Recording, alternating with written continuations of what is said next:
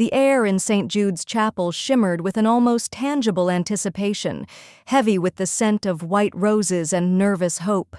My heart, a hummingbird trapped in my ribcage, beat a frantic rhythm against the lace of my custom-made gown.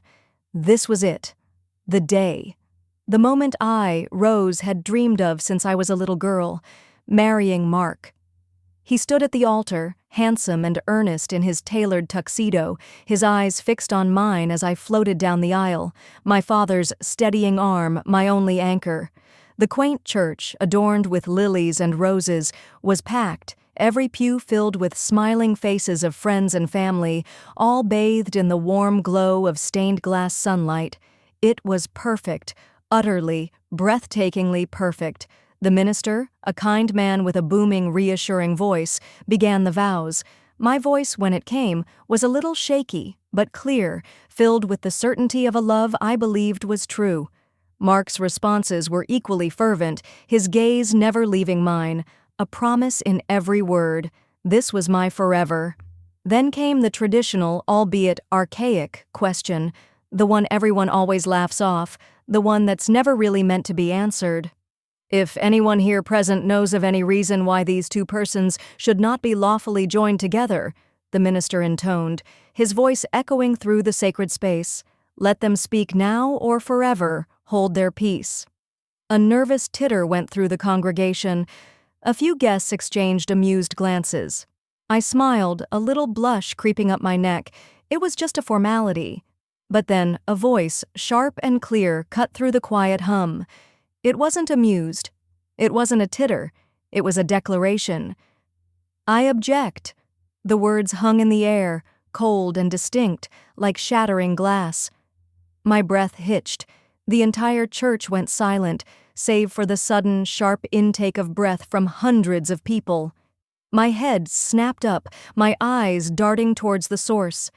Midway down the aisle, a woman stood.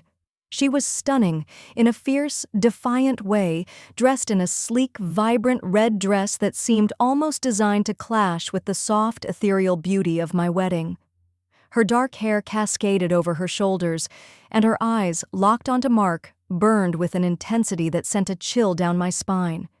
She was completely unfamiliar to me, yet there was something undeniably powerful, terrifyingly self-assured about her stance. Mark, beside me, stiffened. His hand, which had been gently holding mine, tightened into a white-knuckled grip before suddenly going limp.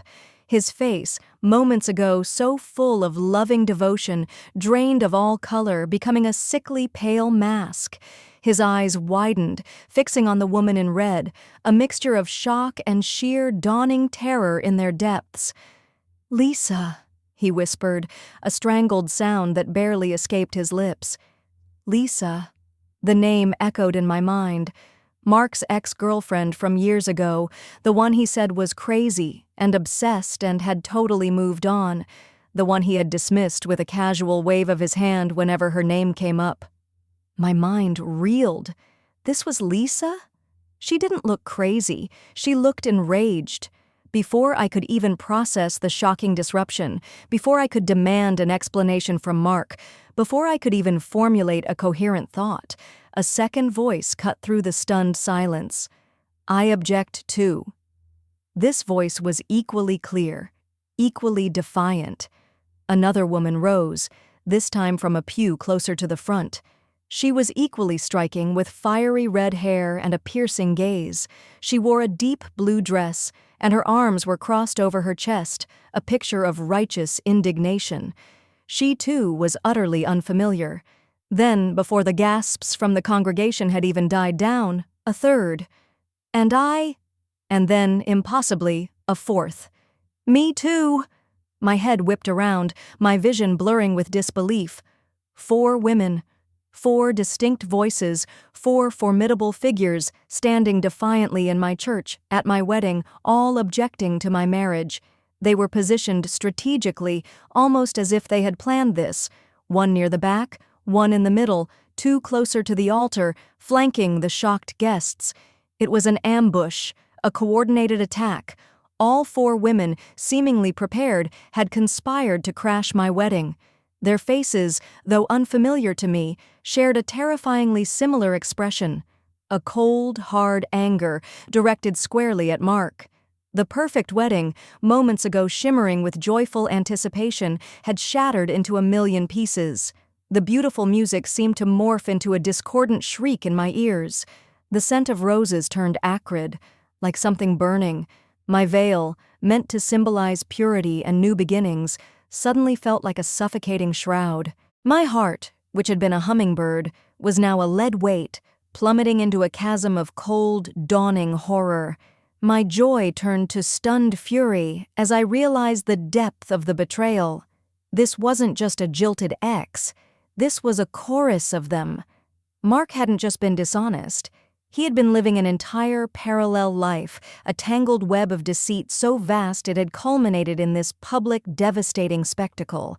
The murmurs from the guests escalated into outright whispers, then confused exclamations. My father, standing beside me, gripped my arm, his face a mask of shock and concern. He looked from me to Mark, then to the four women, clearly as bewildered as I was. All eyes in the church, once filled with warmth and celebration, were now fixed on Mark and me, burning with curiosity, pity, and thinly veiled scandal. The minister stood frozen, his Bible clutched in his hands, his face aghast. I stared at Mark, my vision narrowing, the beautiful church fading into a hazy backdrop. His face was a contorted mess of terror, guilt, and desperation. He wouldn't meet my eyes. He wouldn't speak. He just stood there, quivering, trapped between his multiple pasts and his crumbling present. "Mark," I managed, my voice a low, dangerous growl, barely a whisper through my clenched teeth. "What is going on? What is happening?" He remained silent, his gaze fixed on the floor, sweat beading on his forehead. His silence was a deafening confession. The unspoken answers slammed into me with the force of a physical blow. He wasn't just my fiancé. He was a liar, a cheat, a serial deceiver, and I, Rose, was the latest and most publicly humiliated victim in his twisted game. The perfect wedding had become a perfect nightmare, and it was just beginning. The air crackled with a sickening energy. My perfect wedding, once a dream, had become a living, breathing nightmare. My heart pounded with a mixture of confusion and rage, a dizzying maelstrom in my chest. I turned to Mark, my gaze burning into him, demanding an explanation. "Mark!" I hissed, my voice barely a whisper, yet laced with all the fury and betrayal I felt. "What is going on?" He stammered, his face paling to an alarming shade of white, like a ghost. His eyes darted nervously between me and the four women, then to the horrified faces of our wedding guests. He opened his mouth, then closed it, utterly unable to offer a coherent response. His silence was deafening, a crushing confession.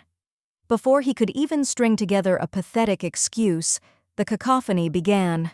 The four women, united in their outrage, started talking over each other, their voices rising in a wave of accusations. "He told me he was moving to New York for a new job last month."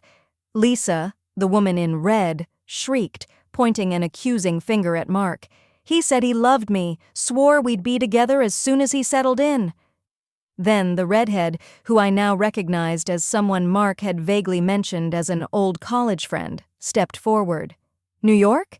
He told me he was going to Seattle to start a tech company. We had an apartment picked out. He proposed to me last Christmas." A third woman with striking blonde hair wailed, holding up a delicate silver ring. My engagement ring, a simple diamond solitaire, felt like a lead weight on my finger. He proposed to her too? My mind screamed. The fourth woman, quieter but no less furious, added, "He drained my savings, saying it was for an investment opportunity in his startup, and then he disappeared." The accusations rained down on Mark, each one a hammer blow to my carefully constructed world. His lies, his deceit, were being meticulously detailed, laid bare for everyone to see. The wedding guests watched, aghast, their polite smiles replaced by open mouths and wide, shocked eyes. My Aunt Carol, usually so composed, had her hand clamped over her mouth. My father's face was a thundercloud.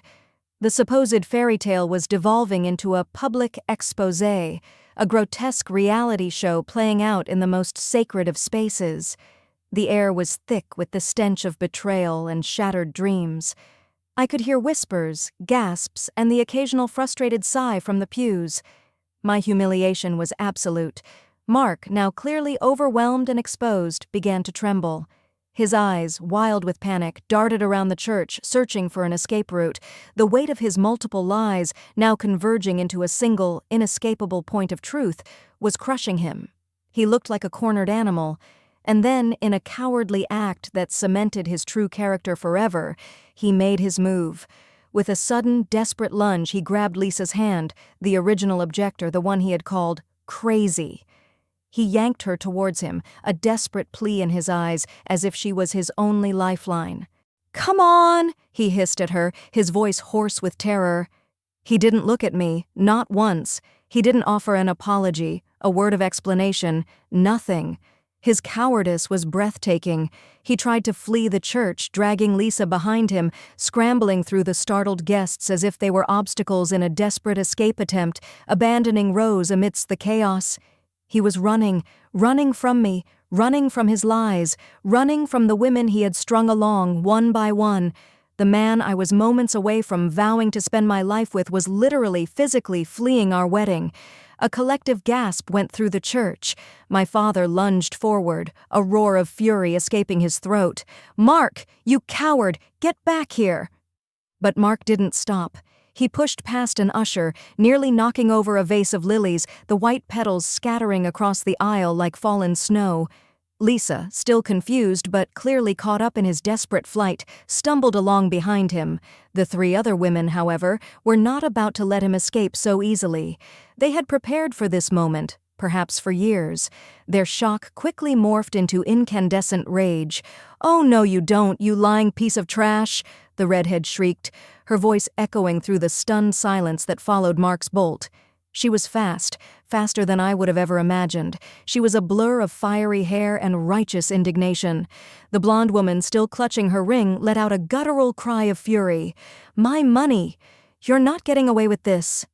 And the fourth woman, the quieter one, simply let out a primal scream of pure, unadulterated anger. They were a force of nature. They immediately gave chase, a whirlwind of furious bridal crashers. The scene devolved instantly into utter pandemonium. Guests scrambled out of the way, pews scraped against the floor.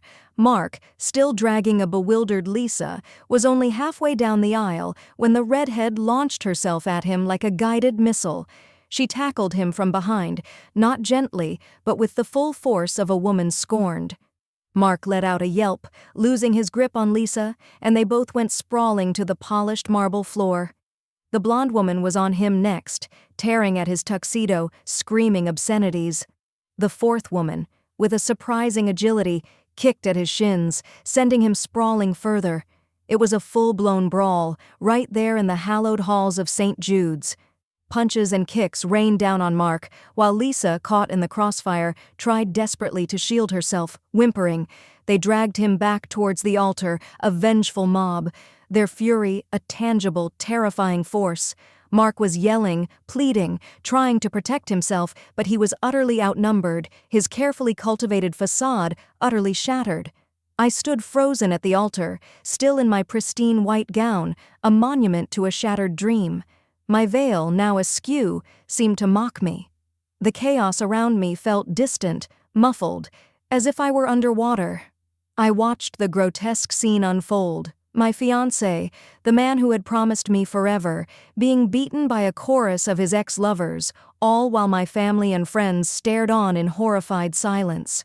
My wedding, my dreams, dissolving into a street brawl. For a long moment, I could only stare, a profound numbness settling over me. The humiliation was so immense, so public, so utterly devastating that it transcended anger. It became a cold, hard resolve. I wasn't just a jilted bride, I was a victim of a monstrous deception, and I would not stand for it. Then a cold, hard fury solidified my resolve. It wasn't the searing hot anger of betrayal anymore. It was something sharper, colder, utterly focused. It was the fury of a woman whose life had just been hijacked, whose trust had been systematically violated. This wasn't just a broken engagement, this was a crime. My hands, which had been numb, suddenly moved with purpose. I reached into the delicate lace pocket of my wedding gown, pulled out my phone, a habit from my always connected life, something I'd ironically insisted on keeping close even on my wedding day. My fingers, steady despite the tremor in my soul, flew across the screen. I unlocked it, navigated to my contacts, and found the number I needed. My thumb hovered over the call button. The sounds of the brawl behind me, Mark's desperate grunts, the women's furious shouts, seemed to recede. My focus narrowed. This wedding wasn't ending with "I do," it was ending with justice. I pressed the button. I put the phone to my ear, my eyes fixed on the man who had ruined my life, watching him take another punch. 911, a calm voice answered. "Yes," I said, my voice clear and unwavering, despite the chaos swirling around me. "I need to report an assault and a fraud at St. Jude's Church. My wedding." The wedding ended not in celebration, but in chaos, with sirens wailing and Mark and the 4 women being led away in handcuffs. The first of many steps in a very public, very painful, but ultimately empowering reckoning.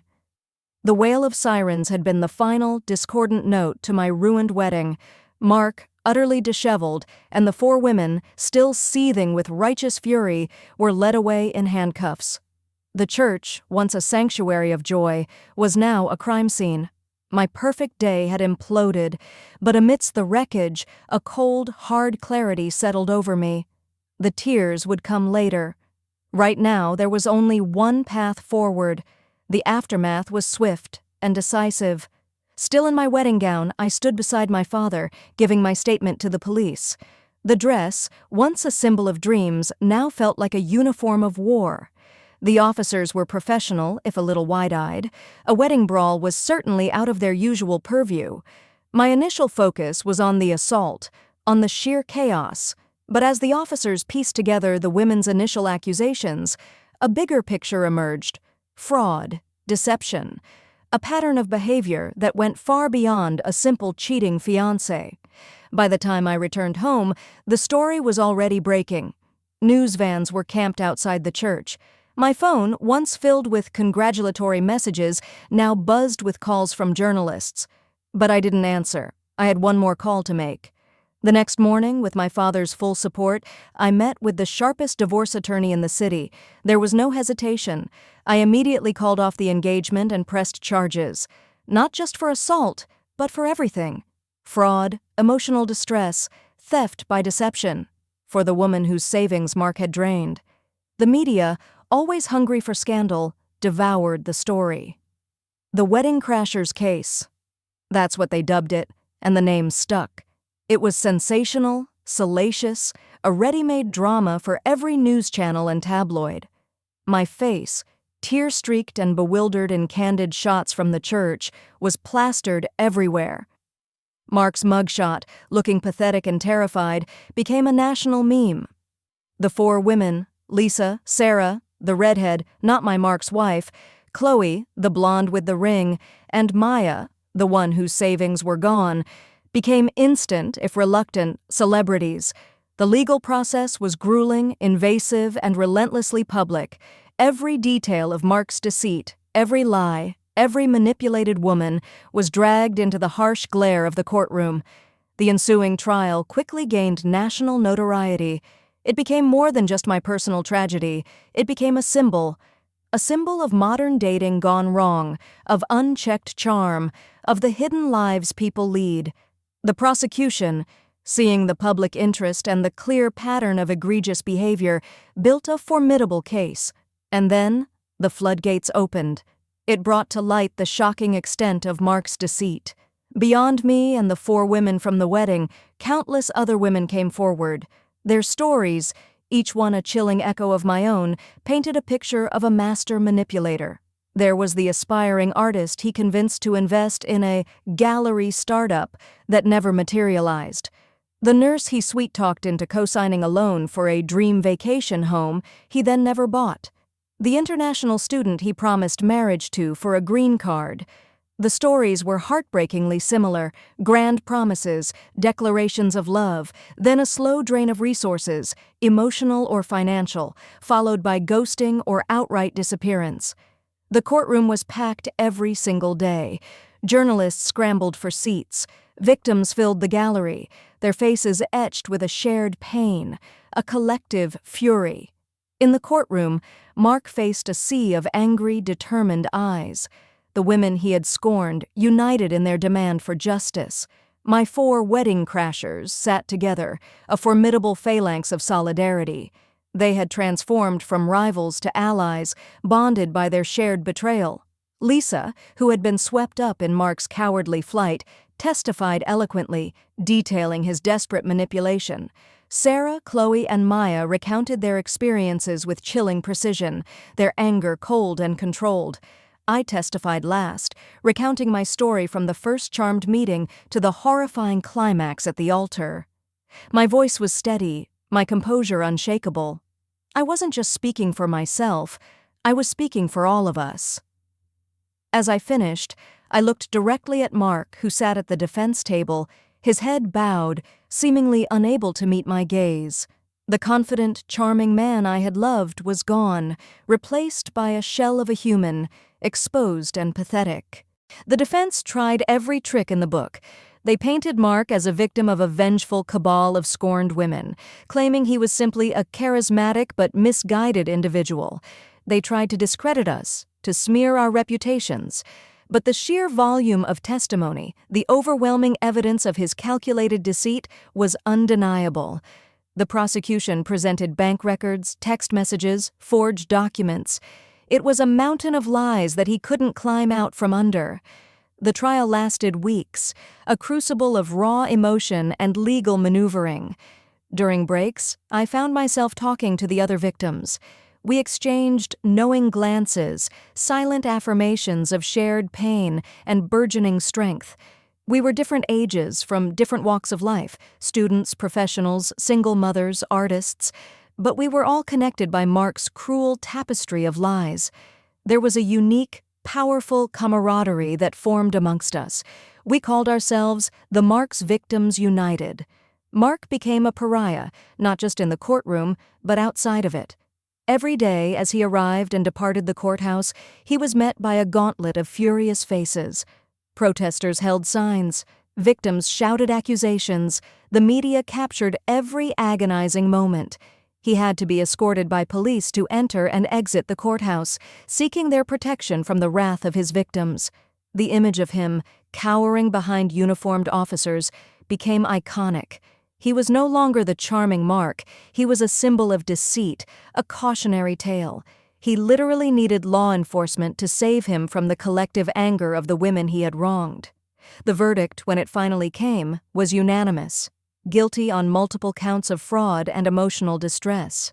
The judge, a stern but fair woman, delivered a scathing condemnation of Mark's actions, emphasizing the emotional and financial devastation he had wrought. He was sentenced to a significant prison term, with an order to pay restitution to every victim. It was a moment of profound, shared relief. Not triumph, not vengeance, but justice. A sense of closure that had been so desperately needed. The courtroom erupted in a wave of quiet applause and tearful embraces. We, the Mark's Victims United, hugged each other, strangers no longer, but sisters in a shared battle. The journey had been painful, humiliating, and exhausting, but we had faced it together, and we had won. The gavel's sharp crack had echoed through the courtroom, a sound of finality, of justice. Mark was convicted and served time. The image of him, gaunt and defeated, being led away in handcuffs, was burned into my memory.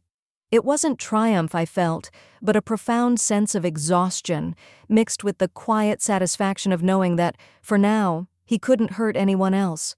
But his punishment, I knew, extended far beyond prison walls.